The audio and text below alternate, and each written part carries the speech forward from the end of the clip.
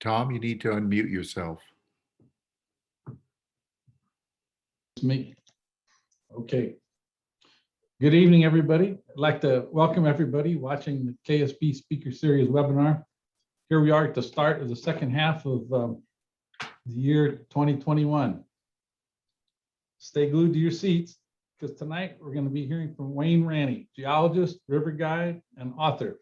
Wayne will be speaking this evening about the Mogollon Rim, Arizona's other world-class landscape. Of course, we all know what the other one is besides this. Looking forward to next month. Remember, no speaker in August. But in September, we'll be hearing from Stephen Prager from the Audubon Society. He will be discussing the connections between clean water and craft beer. No joke, it's clean water and craft beer here in Northern Arizona. So bring your mug. This evening, those of you listening in on our webinar will be given the opportunity to ask questions of our speaker after his conclusion to the formal presentation. So please use the Zoom Q&A feature located at the bottom of your Zoom window. If at all possible, please do not use chat. At the end of his presentation, our speaker will answer your questions. Now I'd like to welcome Wayne Ranney to tell us about the Mogollon Rim, Arizona's other world-class landscape. Wayne? Well, thank you very much, Tom. And I want to give a big thank you to Keep Sedona Beautiful for allowing me to talk to you tonight about some of the geologic history of the Mogollon Rim. I want to give a special thank you to one board member of Keep Sedona Beautiful. That's Clara Williams, and she is the one that invited me to give this talk tonight on behalf, Carla Williams. She invited me tonight to give this talk on behalf of myself for Keep Sedona Beautiful. And Carla was present during one of my geology training classes where she works as a guide for the Enchantment Resort. So I'm going to have to stop my screen share here because if people sign in,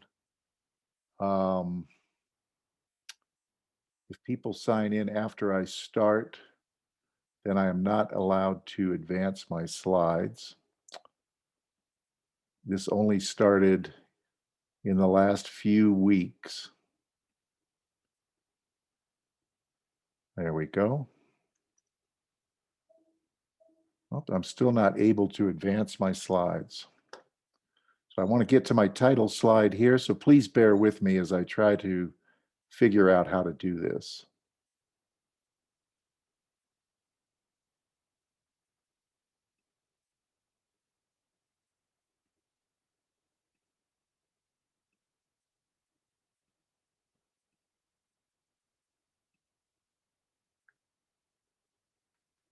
There we go.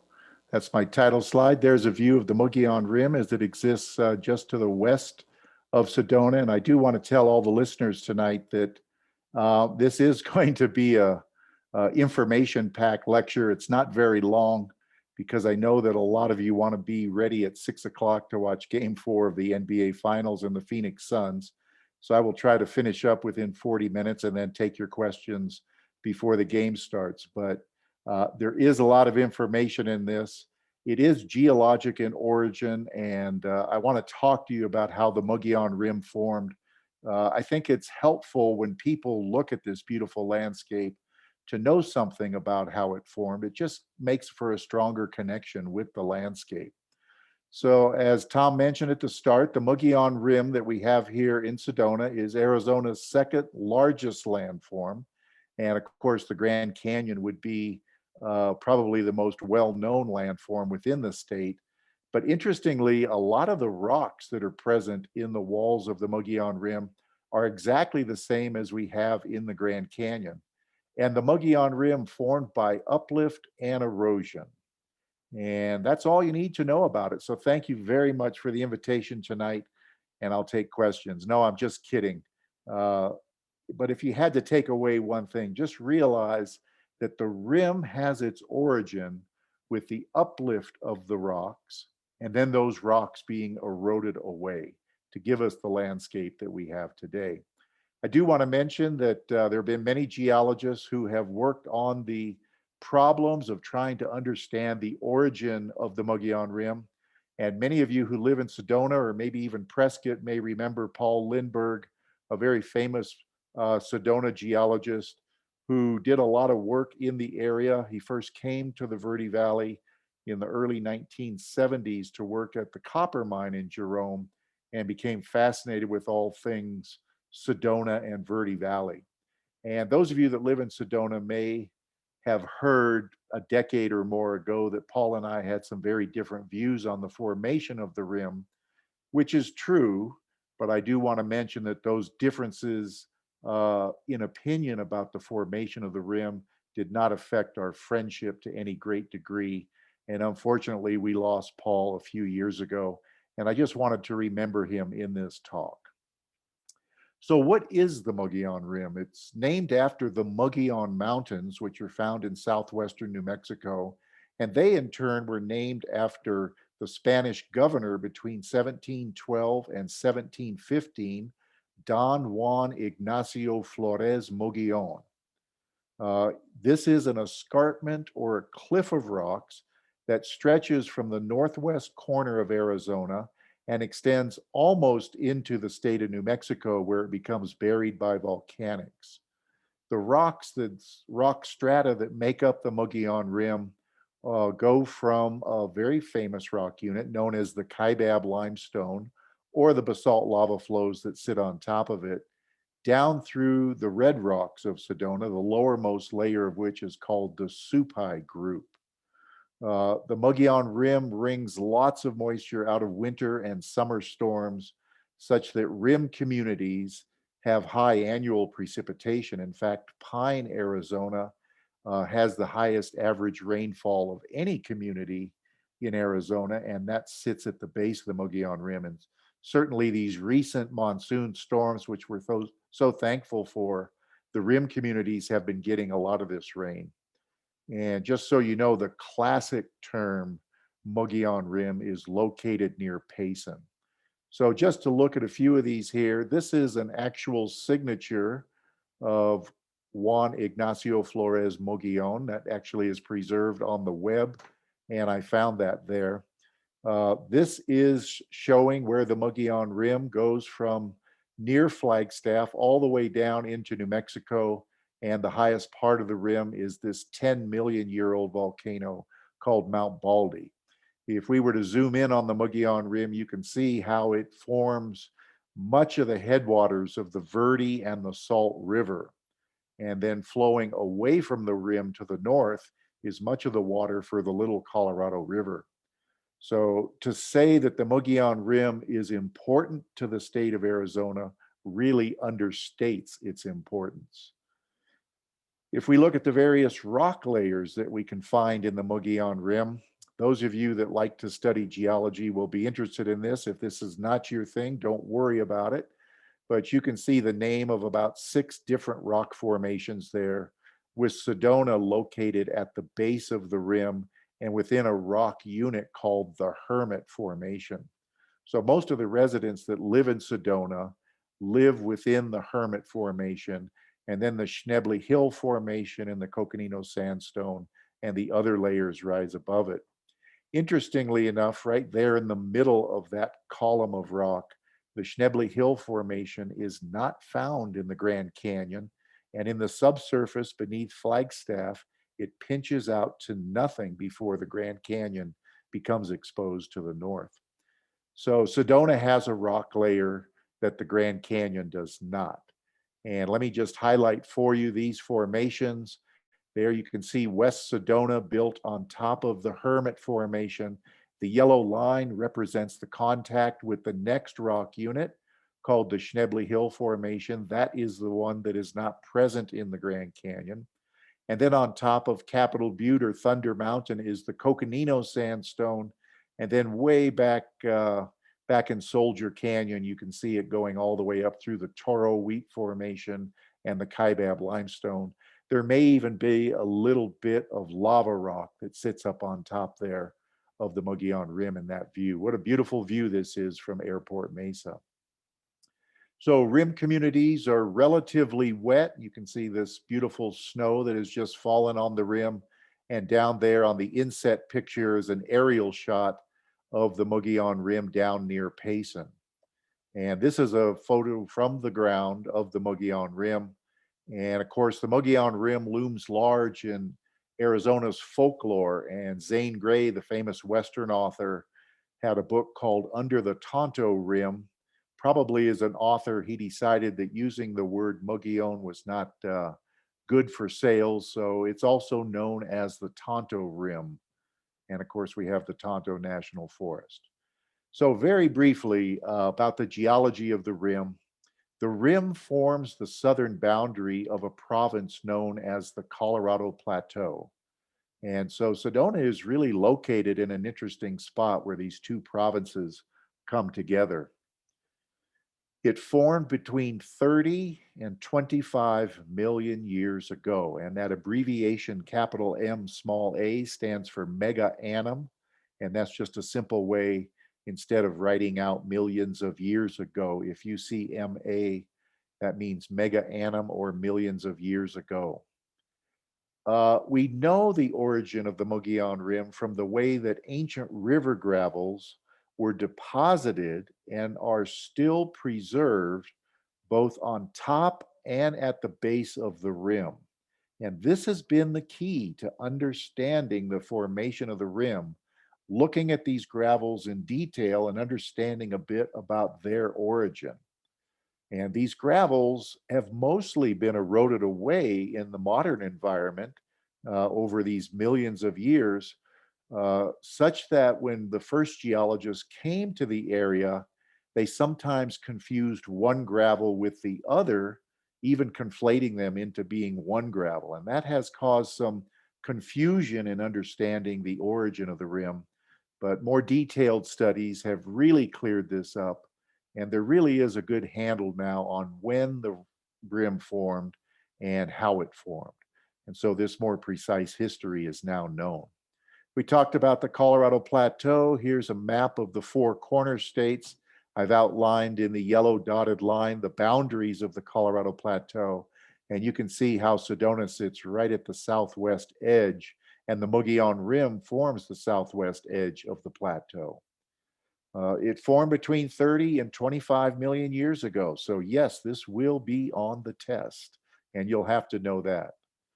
So here's a paleogeographic map of the four corner states, and the red dot represents where Sedona is located in this ancient geography.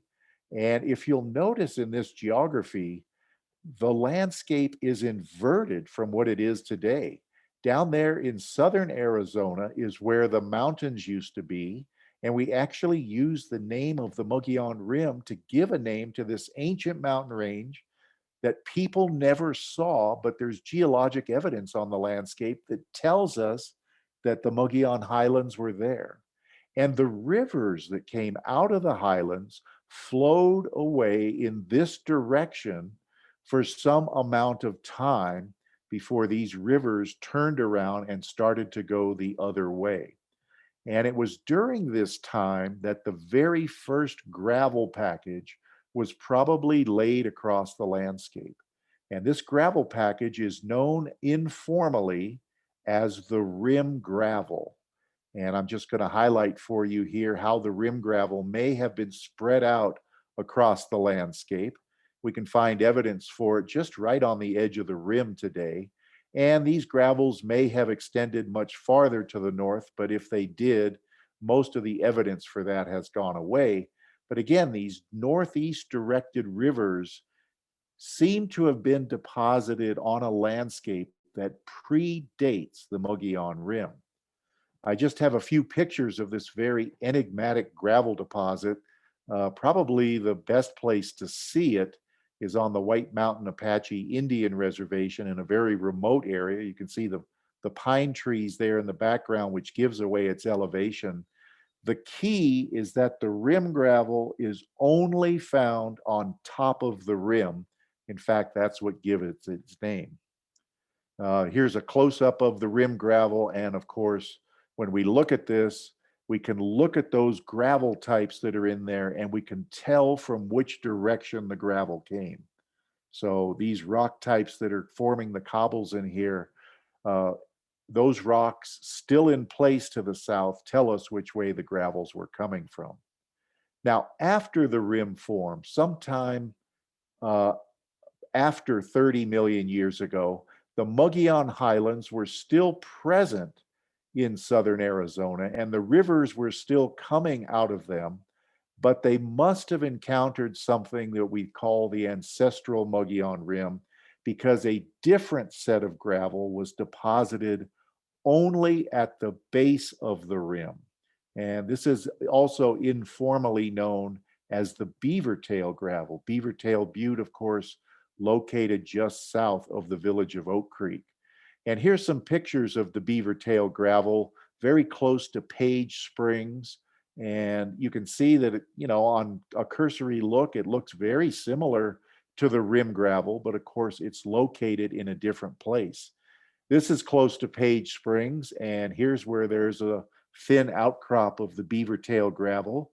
And down below it is the Hermit Formation, where the town of Sedona is built upon. And then the Beaver Tail gravel is sandwiched between the Hermit and the House Mountain volcano basalt that sits on top of it. And so if I take the training wheels away, you can see how this gravel is very, very sparsely preserved and very hidden in the landscape. But yet when you're making a geologic map and you're looking around, you take notice of things like this.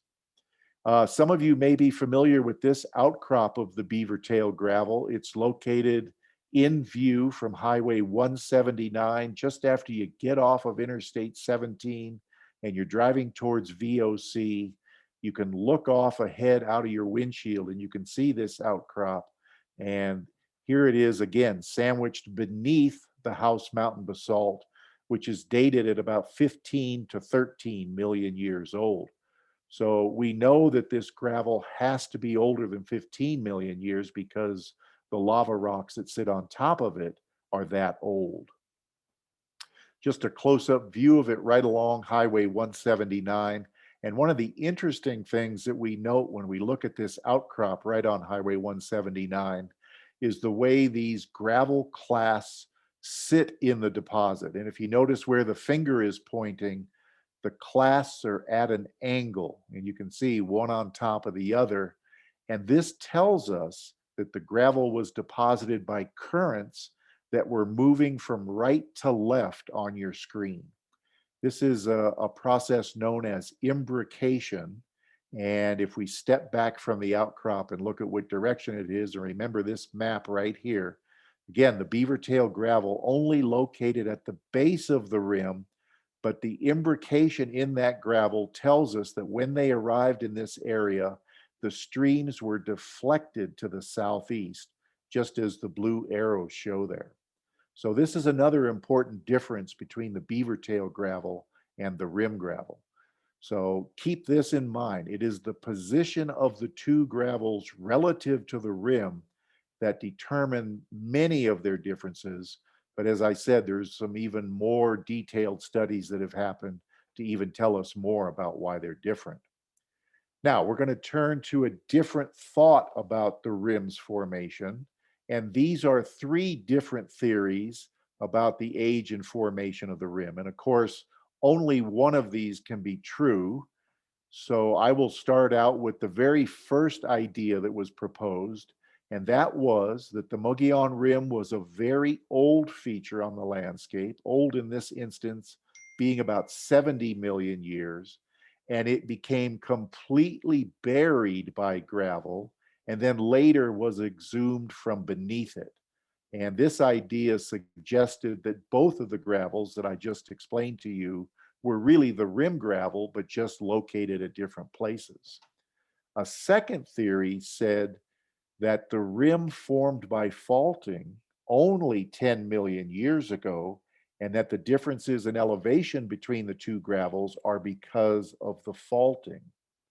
And then, of course, the third is the one that I just presented to you, that the rim is in the middle of these two previous ideas for its age, with the rim gravel being deposited on top of the rim before it formed, and then the beaver tail gravel being laid down at its base.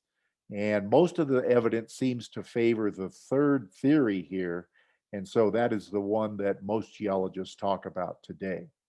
So if we just look at this very briefly, we're going to look at the first idea. Here's the rim gravel beginning to be deposited at the base of a very old Mogollon Rim, say starting 70 million years ago. You can see the yellow sheet of gravel coming up against an old ancient rim. And then through time, that becomes thicker and thicker and thicker. And the entire rim, all 2,500 feet of it, ultimately becomes buried in this gravel. And then later erosion separates the same gravel, but at two different elevations. And this was an idea that was proposed by a Flagstaff geologist back in the early 1970s. Now, the second thing tells us that there was a sheet of rim gravel that was deposited all across the landscape before the rim was formed by faulting. And then that same gravel was faulted to different elevations just about 10 million years ago. And erosion has left these two packages of rock as you see them in the bottom part of the diagram right here.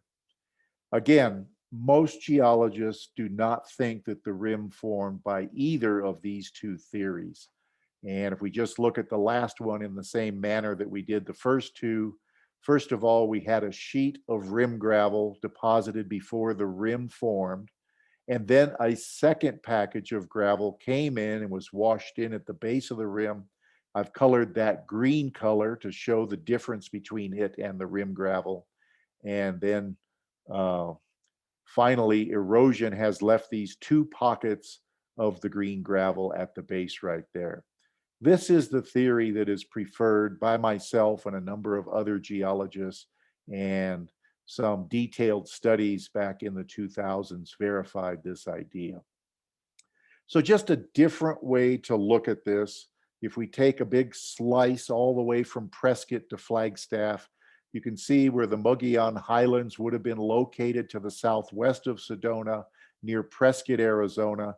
There was a very subdued landscape where the gravels came across, and then we had faulting of the Verde Valley, and that of course created the Mogollon Rim. This is the newer idea right here, that an initial landscape had significant topography before the beaver tail gravel came in. So we had an ancestral Verde Valley that formed by erosion, and that created an ancestral Mogollon Rim. And then later on, the faulting sort of altered this initial topography to create a deeper Verde Valley, and further erosion has made the Mogollon Rim what it is today. So further erosion has shaped the rim. I got one more way for you to understand it. And by the way, a lot of these diagrams come from my book, Sedona Through Time, which if you want to learn more about the geology of Sedona, that's a very good place to start. So this is one of the diagrams that we had right there. You can see that before the Mogollon Rim formed, we would have had three packages of rock based on their age. They're called Precambrian, Paleozoic, and Mesozoic. And you can see the color differences in this diagram just to highlight that. The next phase is that the Mogollon Highlands were uplifted. And when they became uplifted to the south of Sedona, erosion began to create this sloped surface down to the north. It was on that sloped surface that the rim gravel was deposited on what would eventually become the Mogollon Rim. And as this erosion continued to wear down on the landscape, we had rim gravel remnants down there in the bottom left on top of the rim. And then this new package of gravel coming from the same direction is deposited at the bottom. And just to make it easier for you, we'll just look at each of these very quickly on their own slide. Again, the three packages of rock going all the way from Flagstaff down to Prescott: Precambrian, Paleozoic, Mesozoic. No deposits preserved when the Mogollon Highlands were uplifted. And then on that surface, we get a sheet of rim gravel that is deposited across the top of the future Mogollon Rim, and further erosion allows for these rim gravel remnants to sit above and on top of the Mogollon Rim, with the Beavertail Butte Formation sitting at its base. And this is where a lot of the confusion comes in about these gravels, is because since they were coming from the same source area, they look very similar. And this is a way to explain that earlier geologists and earlier theories were not necessarily wrong. They just didn't have a complete picture. And when more detailed studies were completed, we were then able to understand the differences in these, even though they look very similar. So this is a Ted Grusing photograph. Some of you may know Ted, the pilot, and we're flying over the House Mountain volcano. In the far distance on the skyline are the San Francisco peaks, and you can see this beautiful view of the whole area of Sedona with the colorful Mogollon Rim sitting above it. This is the actual study that actually verified that these two gravels were different. It's got a long scientific name to it, and this paper was published by Dick Holm, professor emeritus of geology at Northern Arizona University, and he published it in November of 2001. So we'll just look at this Ted Grusing photograph. And from the House Mountain volcano, the lava flows went in 3 directions away from the central crater. But curiously, even though these lava flows seem to emanate from the crater in your view here, and I've highlighted the slopes of this shield volcano, there's none of this lava that went to the north. And this is a study that I completed in the 1980s for my master's thesis at Northern Arizona University. And I was put out into the field by my professors to try to understand why these lava flows did not go to the north. And the answer is because House Mountain, the volcano, erupted at the edge of the ancestral Mogollon Rim. And so if we look at where the rim would have been, this cliff of red rocks would have been standing high right at this spot that I've labeled on the diagram right here. And in the ensuing 15 million years, further erosion has caused the modern day rim to retreat back about 4 miles to its present position. So I hope this picture that you can see on the screen right now will help give you an idea of why the House Mountain volcano is asymmetrical in outcrop, and also how the rim has been advancing farther back to the north through time. And I just think it's unfortunate that I will not live long enough to see my home be right on the edge of the Mogollon Rim when it finally erodes back to Flagstaff. And there's the view of it right there. So just a different view flying over in a different manner. There's the crater again outlined, and the red line represents the contact between the black lava from House Mountain and where the red rocks of Sedona sit right up adjacent to it. And this was a very curious problem to try to solve, because one might think it was faulting that created this, but it turns out it wasn't. It was ancient topography. So the red line represents the location of the ancestral rim. If you hike on the Turkey Tank Trail near the Verde Valley School, you can actually go on the trail and get this view at the northern edge of the House Mountain volcano. You can actually see the place where the basalt lava sits on top of what would have been an ancestral Mogollon Rim right at this location. And I had to scramble over off trail over there to the upper left of the view, and I actually found a spot where I could dig away at the volcanic ash and actually see an eroded edge of the ancestral Mogollon Rim as it would have been sitting under the sunlight and the moonlight 15 million years ago, before the volcanic eruptions buried the edge of the rim. Here's another paleogeographic map from about 15 to 10 million years ago that shows the House Mountain volcano as that red dot. And then the dark red line shows the trace of the ancestral rim between 15 and 10 million years ago.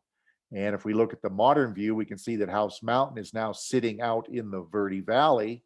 Sedona has been built at the base of the modern rim, also shown in this dark red line. So anyway, that's the story about Arizona's second most important landform. And if you'd like to learn more about it, it's at local bookstores, or you can also buy a copy from the publisher at American Traveler Press. So thank you all very much for, first of all, tuning in tonight and taking some time away from your initial basketball information. And I want to thank everyone also for supporting Keep Sedona Beautiful. I've given many lectures to this organization, and it's really my pleasure to support you. Thank you very much.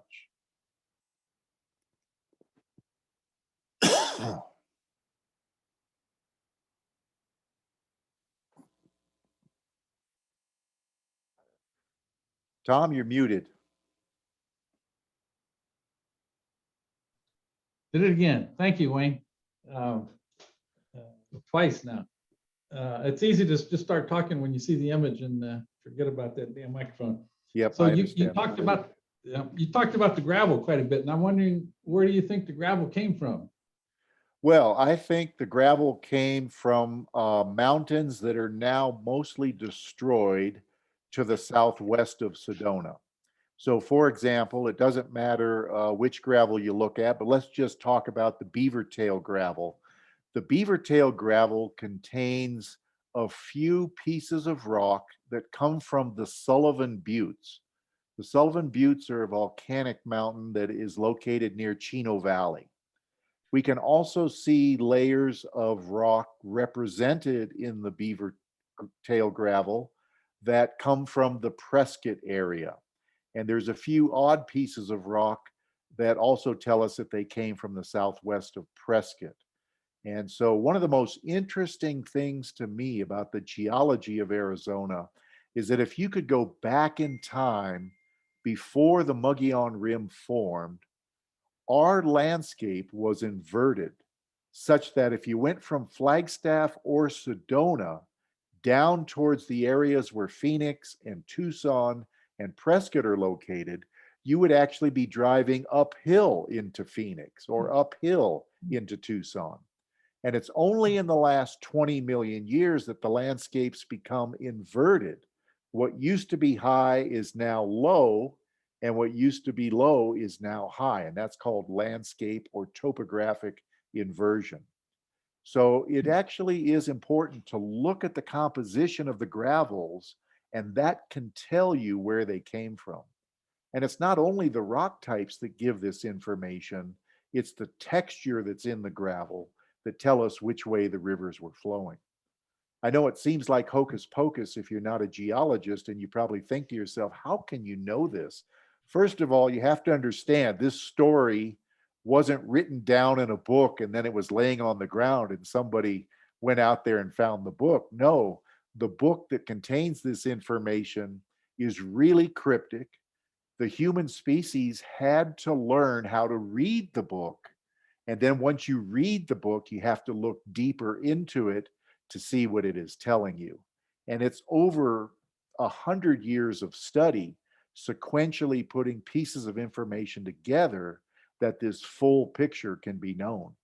If we had given this lecture as recently as 20 or 25 years ago, I would have had to present those three theories and say, we don't know yet which one of these is true, but these are the three ideas. Interesting. Yeah. Okay, we have some questions here.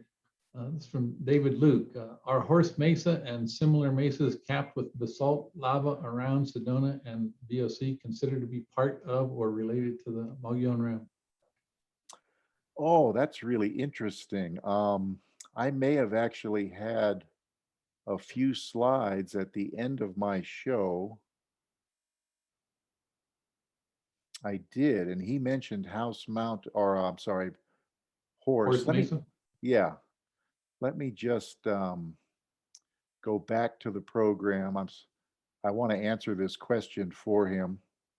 I'm going to share my screen, and then I'm going to hit play. This was actually at the, this is not a planted question, by the way, but it sure appears like that. But this is the inverted topography, and this is Wild Horse Mesa, just to the south of the village of Oak Creek. And what you can see here is that these are the Sedona red rocks, but they're capped with a layer of basalt. And there's the lava flow that sits on top. And then the red rocks below we call bedrock. And when this lava flow was originating, this was a valley located at the edge of the Mogollon Rim. I've had to alter the photograph here with Photoshop. And then the lava flow came in and filled the bottom of the old canyon. And then erosion after the lava flow came in left us with the landscape that we see today. And so this is an idea of this inverted topography. And as I say, that was not a planted question, but that lava flow came off of the Mogollon Rim, but there was a valley that had been cut into the edge of the rim. And that particular lava flow that we see on top of Horse Mesa is about 6.5 million years old. Next question from Gladys Gregory. If the name Mogollon is Spanish, why is it pronounced the way it is and not as a Spanish speaker would pronounce it? Well, it's a good thing we're not giving a talk about the Mazatzal Mountains, which is pronounced by people down there as Matazel. And I think this is just part of Arizona's cowboy heritage. And the cowboy heritage of Arizona, you know, a lot of cowboys and pioneers were here at the start of Arizona's Anglo history. And some of these things, we use the Spanish name or we use an Indian name, and then it's pronounced with a rural accent. And I sometimes will say the word Mogollon, but it's interesting to phonetically spell Mogollon when you're writing an article or a book, and you can see the various ways that you have to write it. So Gladys, I hope you're able to do it with your Spanish pronunciation. Okay, Peter Flynn, this is not a question, but rather bravo, an excellent talk. Oh, thank you, Peter. I really appreciate that. You know, one of the hard things about the Zoom lecture is that you're not having a personal interaction with an audience. And I've had to get used to the idea of at least polite applause, which you might get after some lectures. And, you know, if you're lucky, you might get rounding applause. And that's always nice to hear. But when you give a Zoom, you don't really know. But thank you for your comment. And I wanted to leave enough time for questions here so that we could have a little bit of a personal interaction if needed. Barry Malice wants to know how accurate is potassium argon dating of rock? Can it be used in this area with these rocks? Potassium argon dating. So that is actually more of an older technique that is not used today. And what geologists are mostly using is argon dating, where one species of argon decays into another species of argon. So argon 40 will radioactively turn into argon 39. And for those of you that are not familiar with radiometric dating, many types of rock contain radioactive elements, and these elements naturally decay at known and constant rates. So let me just give you an example of one form of radiometric dating, and that's carbon-14 dating. I'm sure a lot of you have heard about this. But all living organisms, whether they're plants or animals, when they're alive, they absorb carbon-14 from the atmosphere. But as soon as the organism dies, they stop absorbing carbon-14. And carbon-14 is radioactive, meaning that it decays into carbon-12. And after about 5,540 years, half of the carbon-14 has turned into carbon-12. So if you were to go out in your backyard and dig a big pit and you found the bone of a deer, and then you handed it to a geologist and they took it into the laboratory and did a carbon-14 test on it, if it turned out just as an example, that 50% of the carbon in there was 14 and 50% was 12, you would know that that deer died 5,540 years ago because it decays at a constant and known rate. And for every 5,540 years, half of whatever amount of carbon 14 is there turns into carbon 12. So that is one of them. We have many, many decay series that we use. And the one that's used now is argon argon. What David was asking about is potassium argon. That was a very popular technique to use in the 1960s and 70s, but argon argon is more precise. And I think the main thrust of your question is, how can we know how precise it is? We can know this by studying the physics of natural elements. And it's apparent that these decays are at known and constant rates. Now, there are things that can trick getting a date, like sometimes either a little bit of carbon 12 will leak out of a sample, or maybe some carbon 14 leaks in. But remember, in science, you get no brownie points for being wrong. So if these discrepancies are found in a sample, geologists will throw out that sample and realize that there's been some contamination or some leakage away from it. And you can take many different types of dating series, use them on the same sample of rock, and even though it's a different dating series, you can come up with very similar ages. So geologists and scientists in general are very confident that radiometric techniques do work. And it's been used millions of times around the globe. And remember, you don't get any brownie points for being wrong. So if somebody could find out that the technique was bad, they could get a lot of brownie points if they ended up being right about that. Okay. There was a quick question that came here. I'm not sure if it was serious or not, but they want to know why is carbon 14 always start at 14 instead of perhaps 1? Well, it has to do with the number of electrons that go around the center of the atom. So those numbers that are present for these are how many electrons are going around the atom. So when you see those numbers, that actually represents something. Okay, that's good. So Hendricks has 2 questions. What caused the copper deposits in the Jerome area? And the next one, I'm not quite sure I understand it. Was that changed because of tectonic lifting or erosion?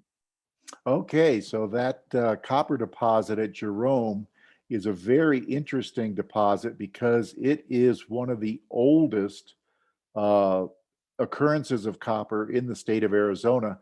In fact, there's only 2 copper areas in Arizona where the coppers are 1.7 billion years old. The other copper deposits in Arizona, all throughout the state, around Tucson and Morenci in the area of Globe, these are copper deposits that are about 50 or 60 million years old. But the deposits at Baghdad and Jerome formed way back in the Precambrian at 1.7 billion years old. And Paul Lindbergh was involved with some of the early studies in the 1970s that determined that this copper was emplaced on the ocean floor 1.7 billion years ago. Now, in 1.7 billion years, you can get a lot of deformation and tectonic crunching that can happen to rocks. In other words, the older the rocks, the more that they've been weathered and deformed. And so it was very difficult for the miners in Jerome to really predict where these copper veins were going. And it was really a source of frustration for the copper miners back in Jerome. So that's a little bit about the Jerome copper. And it's very fortuitous that we were able to see that deposit because the Verde Fault uplifted the Black Hills about 10 million years ago. And that fault just happened to break right where that copper deposit was located. And after the fault exposed the edge of the Black Hills, erosion ate into the copper deposit such that when a Spaniard came through the Verde Valley in 1583, the Indians led him to a place where these blue stones were on the surface. And of course, the Spaniards were not all that interested in copper. It wasn't as valuable as gold. And so they never came back again. But think about it. If that fault had been just a mile or two different from where it was, that copper deposit might still be sitting underneath Mingus Mountain. And it makes you wonder, doesn't it? Might there be another copper deposit that exists in these very old rocks beneath Sedona? And that's why all these vortexes are in Sedona. That's probably a stretch. Well, it is true. But remember, those Precambrian rocks are deeply buried beneath Sedona and all along the edge of the Mogollon Rim. And I was joking a little bit about the vortexes, but I'm not joking about the fact that there could be submarine volcanic rocks buried beneath the Verde Valley that have these little volcanic areas that are Precambrian in age. It'd be impossible to find them, but then again, we only live in the 21st century, don't we? Yeah, should have a couple more here left to go. Susan Meyer wants to know what causes topographic inversion. What causes topographic inversion? That's a very good question. I'm glad you asked it. As it relates to the Mogollon Highlands, you know, the highlands were created when the Pacific plate collided with the North American plate. And all along the ancient edge of North America, this mountain range came up. You can think of the Mogollon Highlands in North America to be an ancient equivalent of the Andes Mountains in South America today. Look at the landscape of South America, and what you have is a very steep drop from the Andes down to the Pacific Ocean. And on the east side of the Andes, you have great big rivers like the Amazon draining out to the Atlantic. Well, did you know that 60 million years ago, the Mogollon Highlands were essentially the Andes, and that what we had was a very steep drop down to the Pacific, down on the Yuma side of the Mogollon Highlands. And on our side, I showed you that map with the rivers going across to the northeast. You can think of that as an ancient version of the Amazon River. So when this mountain range was created by compression of two colliding plates, it created the Mogollon Highlands, but a different tectonic regime started about 20 million years ago in which those mountains were pulled apart by the tectonic forces that today we call the San Andreas Fault. And what that did is, along with erosion, it destroyed the Mogollon Highlands, and the landscape where they used to be was downfaulted. That's why we drive downhill to Phoenix today. We drive downhill to Phoenix because the crust has been stretched in the last 20 million years, and all these blocks of rock where the mountains used to be have fallen down, and the ancient edge of the Mogollon Rim stands high above it. So that's how topographic inversion occurs in this case. Okay. Emma Harris wants to thank you for the talk and asks, where were the rim gravel rivers ultimately flowing toward? Lake, ocean, what?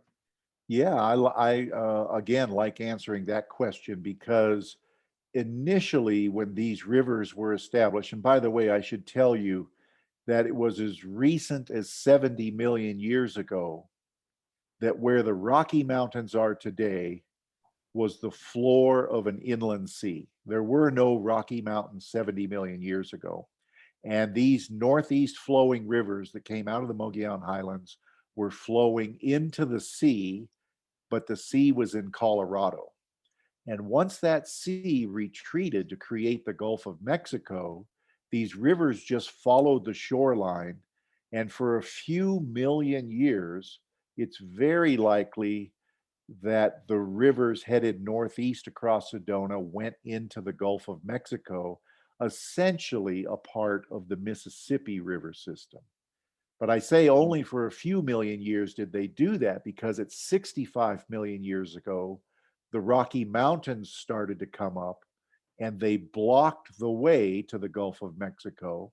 And then these huge inland lakes began to form right where the three states of Wyoming, Colorado, and Utah come together. And for many million years, these rivers were still flowing northeast, but they were going into freshwater lakes.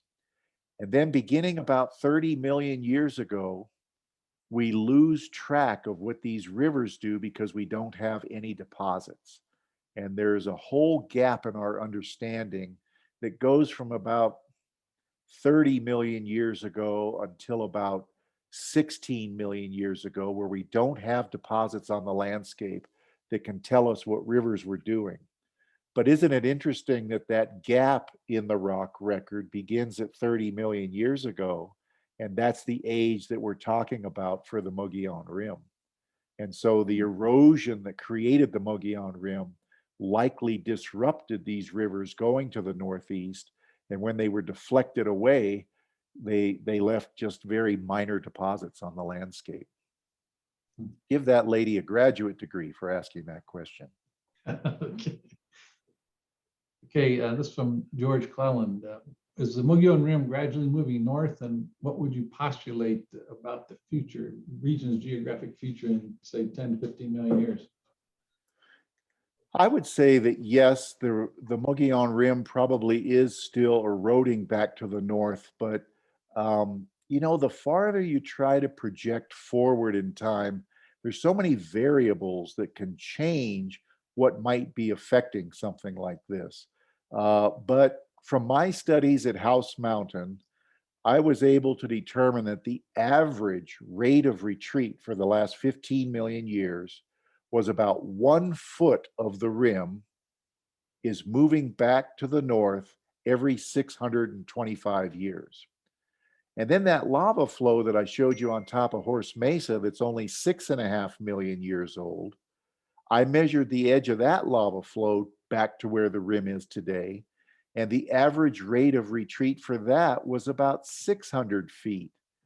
I'm sorry, I'm getting confused here now. 1 foot every 600 years. And that's very similar to the rate from the House Mountain volcano. So at the rate of about 1 foot every 600 years, we can expect that maybe the edge of the Mogollon Rim might arrive in Flagstaff about 79 million years from now. But again, there's so many variables that could change all of this. I mean, what if volcanoes begin to erupt on the Mogollon Rim and they bury it, and then they're going to preserve it underneath all that volcanic cover? The rim is retreating at about the rate of 1 foot every 600 years.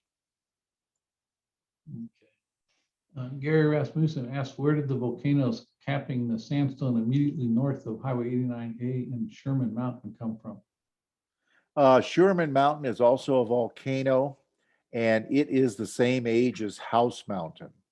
And it has the same chemistry as House Mountain. And it too is a volcano that erupted at the edge of a block of red rock. And so its crater or its vent is located very close to where there was a cliff of red rocks. And it's about the same age as House Mountain. I did not study that one in detail, and nobody has looked at it in detail, but we do know its general age. I don't know if I missed part of his question or not, but I did hear the part about Sherman Mountain. Sherman Mountain, yeah, north of Highway 89.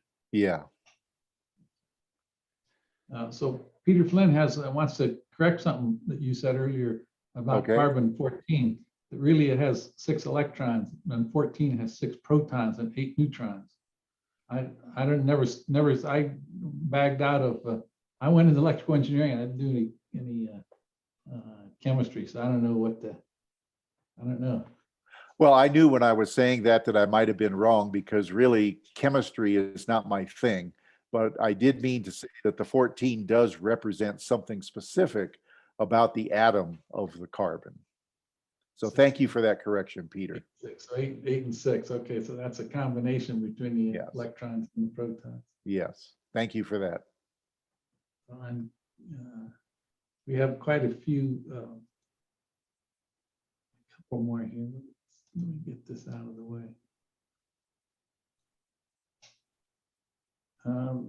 Let's see. Somebody, I can't make out the, it must be Rick Henderson, loves the book, has your book and loves it. Oh, thank you. Love that the book made all this make sense to me. Thanks again for the awesome talk. Where would the rim gravel rivers ultimately flowing toward? Okay, that was the same one, we answered that earlier. And that's it. So unless there's more questions here, what do we got? Well, excellent. Again, I just want to thank you for the invitation to speak. And Carla and I have been thinking about this lecture for over a year. I can't believe that we finally did it, because way back in July of 2020, we were all in the throes of the COVID pandemic, and hopefully we're emerging from that. But I want to thank you, Tom, for being my partner here and making sure that I kept on track with all the technology that we had to deal with. And again, if any of you are interested in more about the geology, you can look at that book. And thank you for supporting Keep Sedona Beautiful. All right, thank you, Wayne. It's a great talk. Enjoyed it. Bravo! Yeah, thank you. All righty. Okay, adios.